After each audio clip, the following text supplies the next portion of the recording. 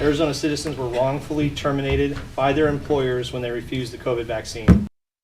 Last year, a lot of companies gave workers an ultimatum: get a COVID shot or be fired. Well, now a state lawmakers wants those employers to pay up. Holly Bach is in our newsroom this evening with more on what this bill would mean if it passes. Holly?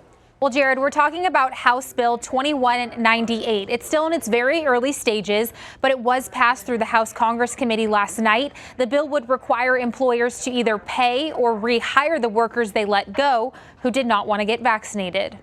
These practices were unlawful and incorrect, and unfortunately we've had no one in the right position of authority to right those wrongs, and this is the first attempt at doing that. House Bill 2198 was created by Republican Representative Steve Kaiser. The bill would protect those who refused to get the COVID-19 vaccine under any exemption, whether it was medical, religious, or other qualifying circumstances.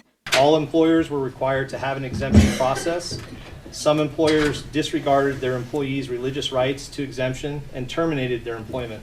If this bill becomes law, it would require an employer to pay the amount of the employee's annual salary in one lump sum or installments over 12 months, or the employee would be rehired for the same or similar position. Kaiser says he is aware employees could file civil rights complaints or even sue their employer, but says that is not an easy fight. There's hundreds of those in the queue right now. But again, it's going to be the individual going up against an employer. A lot of these employers that are terminating people are massive companies. Some oppose this bill. Courtney Coolidge with the Arizona Chamber of Commerce says it's government overreach into private businesses. Each workplace environment is different, and so employers are in the best position to implement policies, not only for their employees, but for their customers and operations.